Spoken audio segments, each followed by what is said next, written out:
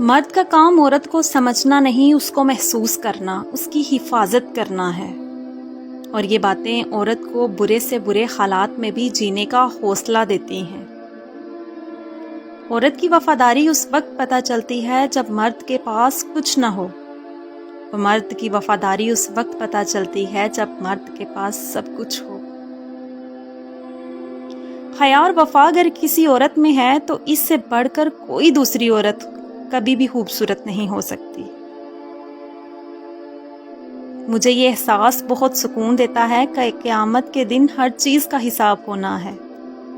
مجھے اب لوگوں کے دیے گئے دکھوں پر دکھ نہیں ہوتا، بلکہ ان پر ترس آتا ہے۔ آپ آج بیٹیاں ہیں تو کل مائیں بھی بنیں گی، پر جب مائیں بنو تو اپنے بیٹوں کو مرد نہ بنانا، بلکہ ایک محافظ بنانا۔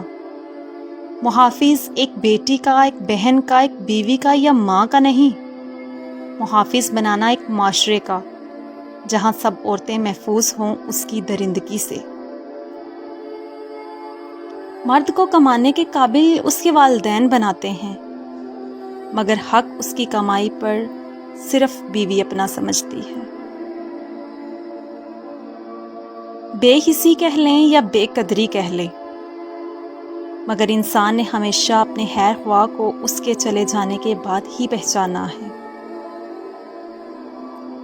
جب اللہ تمہیں کنارے پر لا کر کھڑا کر دے تو اس پر کامل یقین رکھنا، کیونکہ دو چیزیں ہو سکتی ہیں، یا تو وہ تمہیں تھام لے گا یا تمہیں اڑنا سکھا دے گا۔